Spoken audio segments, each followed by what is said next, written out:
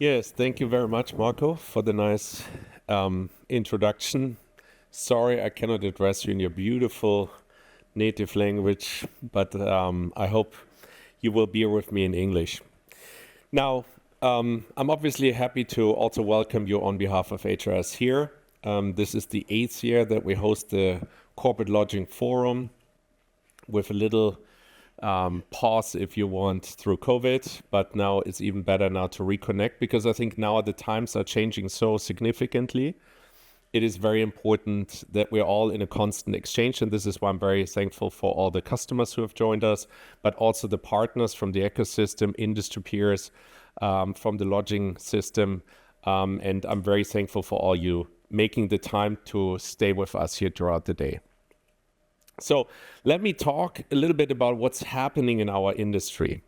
Yeah, and I would like nonetheless to take the time to start a little bit before we go and dive deep into what happens in the lodging and meetings environment and what technology can all enable. I would like to take... Now everybody's awake, at least. That wasn't part of my presentation. I'm not so sure. I see here counter says 5:30. They told me you have 20 minutes to talk. So, but I'm afraid now to fast forward because I think I will jump over to the next slide. But if so, I will press through. Sorry for this. Here we go. Okay, now we're set. Good. I think the world is changing, and I think we all realize this every day in the media. Yeah, and I think that has a huge impact on what is driving the corporate agenda.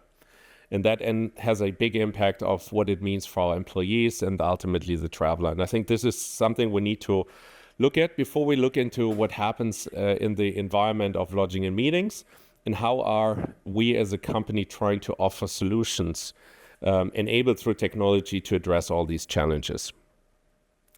Now, let's look at what's happening on a global scale. Yeah, I think it is very obvious that things changed way before we thought. So Barack Obama said, America is a Pacific nation. He said that's 2010. And we Europeans are a little bit sleepy, and we didn't want to listen good enough, but they said it because for one simple reason.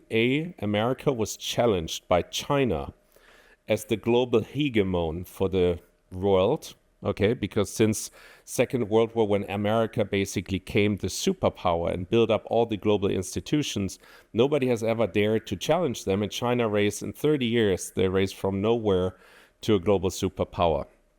So the Americans are very much focusing on trying to contain that other superpower. And that's why their attention was focusing on Asia, on the Pacific, moving away from the Atlantic.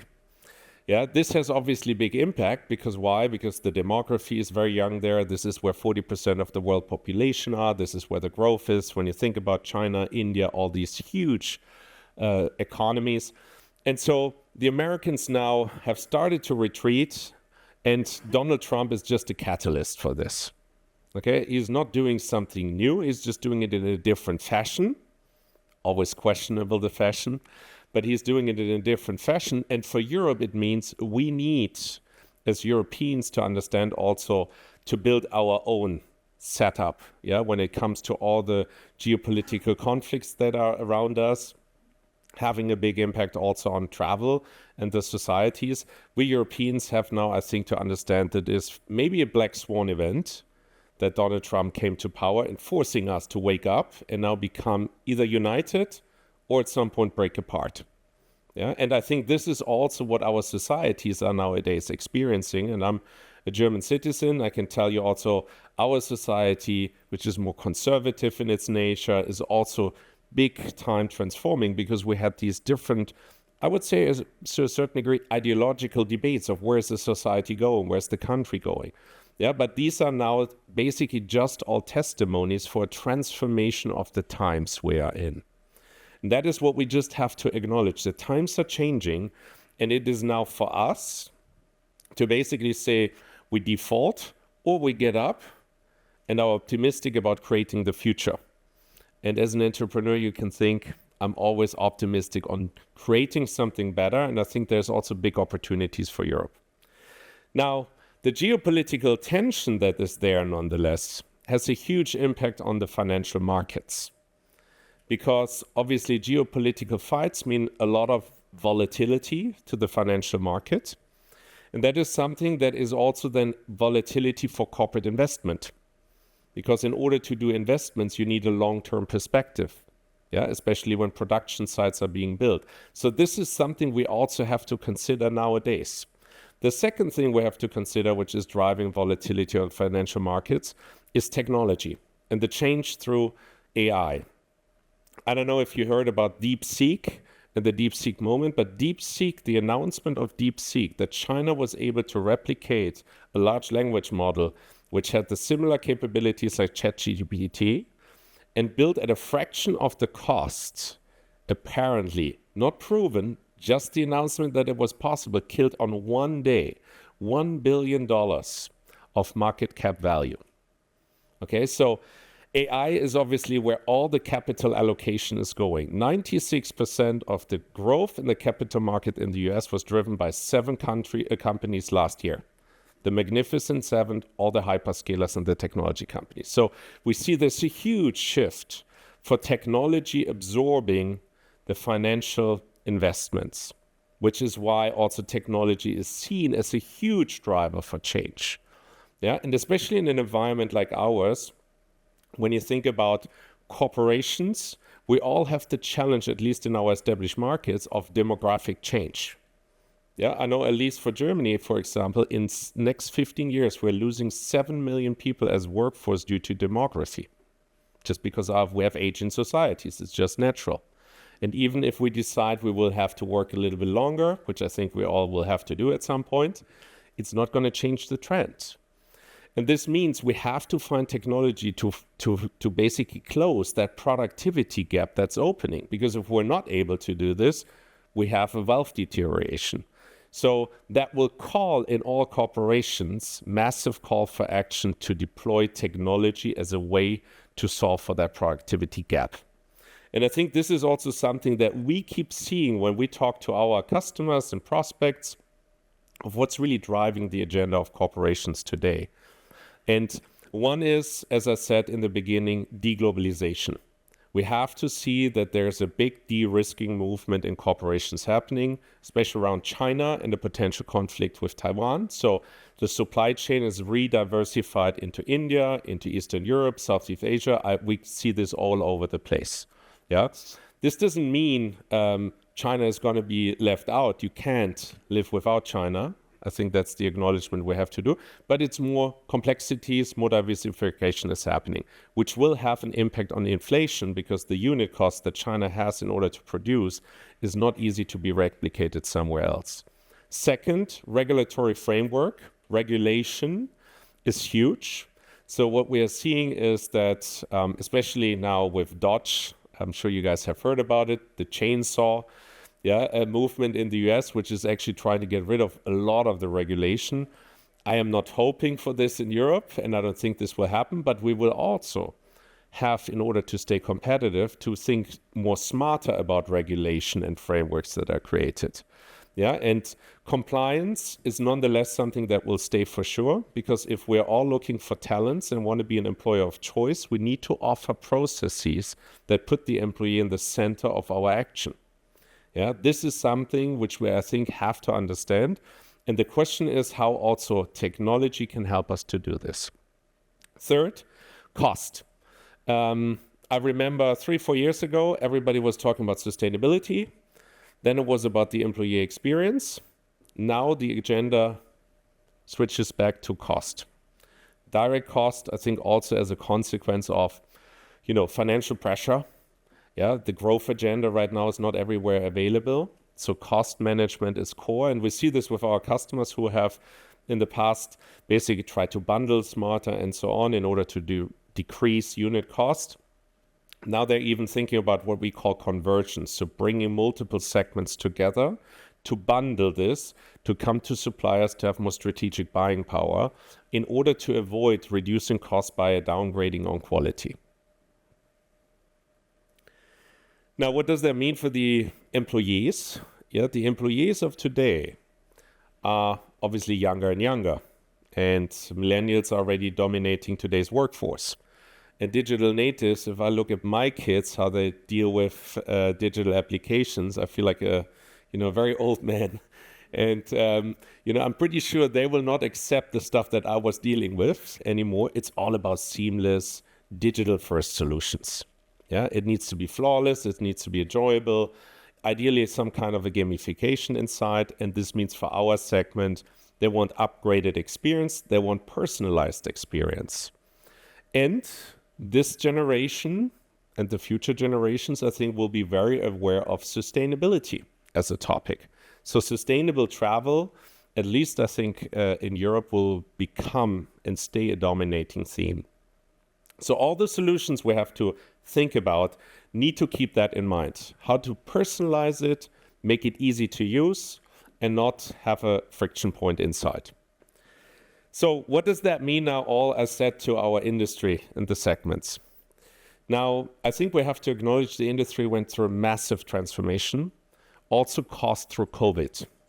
When you think about that, in COVID, nearly 50% of the people who were serving this industry left the industry, and the majority did not come back.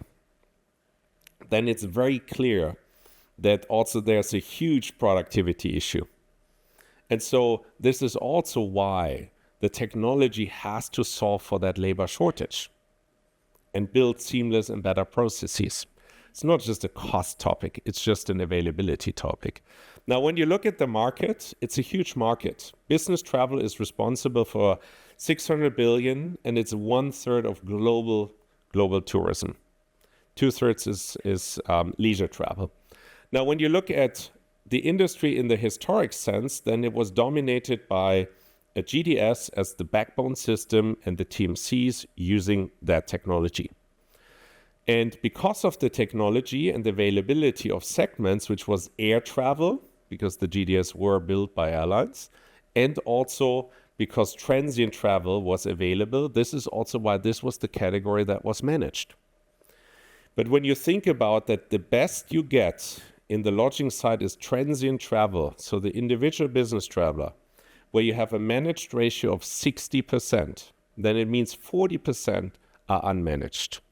40% where nobody knows where people are going, nobody manages the risks, nobody has any sustainability reporting, nobody is optimizing for their cost or their experience. Now, when you look at this slide, you see transient is only 50% of lodging and meetings. The other 50% is group travel, it's long stay, which is extended stays, project travel, and meetings. When you look at the managed ratio there, this is even much worse. We talk about 20, 30%. If I would ask anybody here in the room, do you have good data on any of these segments? Please see me after this session tonight, and I'm happy to buy you a bottle of champagne. Yeah, but you need to prove it. Yeah, because it is a common theme. Nobody has good data. And the reason is because the players who were serving it, not because they didn't do a good job, because the system they were using, the GDS, wasn't able to cater for these segments. You cannot book group travel in the GDS. You cannot book meetings in the GDS. You cannot book more than 30 nights in the GDS. It's not possible. So we have a lot of island solutions, and that is obviously a challenge. Yeah. So, but this is not the only challenge. The other challenge is this industry was built around the booking experience. Because historically, travel was about booking travel, maybe amending it and canceling it. But today, you as the travel CEOs, as I like to call travel organizers in the companies, you as the travel CEO, no, it's not about just booking. It starts with a procurement process or a purchase order, and it ends as a process with a payment reimbursement cycle. That is the process end-to-end you're looking at. And when you now look at this complexity, and this is just the complexity you as a corporation would have to manage for lodging and meetings, you realize very soon how complex and fragmented this market is. And that is then the next challenge, how to solve for this complexity. So let's summarize a little bit about the challenges. Number one, huge leakage in lodging and meetings. So everything outside air and transient travel has huge problems of adoption. Second, very fragmented tool landscape, if at all. A lot of data silos that need to be connected, but usually the data deduplication doesn't really work well. And that is why the adoption is a challenge. Now, resulting compliance risk, you have no reporting on CO2 data. Bad topic if your annual auditor is asking for Scope 3 emission data and wants to validate this. Duty of care, employee experience. Do you know where these people are in case of a catastrophe or crisis? Challenging if nobody uses managed pipelines. Let's not forget fraud. I still hear companies today that give people petty cash before they give on a trip, which is obviously very challenging, I would say. And then cybersecurity threats. When we talk about AI, we have to understand and acknowledge the more systems you connect to your pipelines, the more intrusion risk you have. So the more fragmented the landscape, the more difficult. Cybersecurity will be probably one of the biggest challenges in the future because AI is scaling the capabilities of how to do fakes to a totally new level. This is, by the way, why Google made their biggest investment shortly ago, 33 billion into a company called Viz, which is a cybersecurity company. Yeah, so this is where a lot of the investment is going because AI. Untapped convergence opportunities. This is to everybody who's in procurement. If you're leaving the opportunity to bundle your volume segments together and talk to your suppliers and partners on the table and you're not using this, then you're basically not using all the capabilities to have to get more strategic commitment, better experience, and ultimately lower unit costs. Let's not forget also the employee perspective here. So high offline costs will not only have a high unit cost perspective because the agencies will need to charge because they also have problems finding these people. So they need to pay good salaries. That needs to be passed through. So, and on the other hand, you have these young people who say, actually, you know what? I want to talk to this machine and I don't even want to type anymore.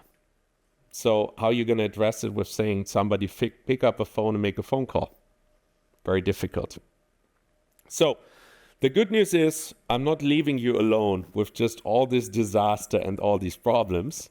So the good news is we're also thinking about how is that basically a challenge creating an opportunity. Yeah, and this is why we're very proud to present to you two new platforms that we have built over the last 18 months, which is on the one hand side, Copilot, and we will present this after my speech. And you have down there also demo stations to experience a little bit yourself. This is the platform we built for the travel CEO, for the person who is in charge of organizing and managing the whole expenditure, anything for the travel, from lodging to meetings, everything included in one platform. And what we did is we built a huge data lake where we consumed all the data from credit card expense data, from supplier data, from booking tool data, and we deduplicated this and are able to basically on this data make recommendations for the future based on the strategies that you define. It is only about the strategic guidance that you would need to give the technology. So you can say, I want to optimize 15% unit cost while at the same time keeping the experience same and have a 7% lower footprint. And the platform will tell you all the things you have to do. And it will be even able to execute it. So yeah, I think that is really one of its kind, especially when you consider the fragmented nature of our business, which is usually over 2 million suppliers, meeting venues, lodging suppliers on a global scale. And the other platform is called HRS Connect. This platform is for the travelers, for the employees, to make use of it, to have basically from the search process up to the reimbursement process, a digital flow where all you would need to do in order to fulfill a trip is to say once, click, I want to book this. And the other click is, I want to acknowledge the downloaded invoiced images into Concur as an example, and I do nothing. You don't need to touch, you don't need to itemize, you don't need to do anything. And you can do this for lodging, for meetings, all integrated in one platform. This platform is connected also with other ecosystems. Yeah, so we're trying to create obviously an ecosystem that is not depending on just proprietary platform technology, but that's open in order to engage with the entire ecosystem. And the purpose is ultimately to make sure that, we help you to drive and control the ecosystem, give your people a better experience, and obviously also save a lot of money for the corporation. And that's why the interconnectedness to the ecosystem that is out there is so key. So let me summarize. I think, the world is changing. I think there's lots of opportunities today if we have an open mindset and make use of the technology and the capability it has. We need to have end-to-end process perspective to be able to absorb and consume the data that is basically driving all these options and behavioral changes. But then if we do this and we do this together as a team between the corporation, its travelers, the suppliers, and us as the technology facilitator, I think we can create a lot of win-wins. One, holistic spend management about the whole segment, as I said. Increased adoption, because that is ultimately the currency. You need to reduce the leakage because that is the key to success. And it enables you to create strategic partnerships with the industry throughout a platform which offers this at very low transaction costs. And for the hotel partners, lodging partners, venue partners, I think you have data transparency. You will see now the value of your customer. You will see all the data around it, which I think gives you also a unique opportunity to make the best offer that's possible. Our business approach is we want to create through the data, we have maximum transparency. We are not trying to monetize the data or anything, because we are trying to give you the transparency, you offer the best value to the customer, and then drive the adoption. And basically, we are benefiting through the adoption from this common collaboration.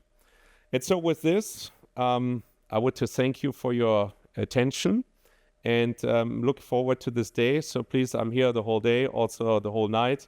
So looking forward to exchange. Please reach out. And now I'm handing over, I guess, to our lovely host, Nelly. And then I'm wishing you a lot of success. Thank you.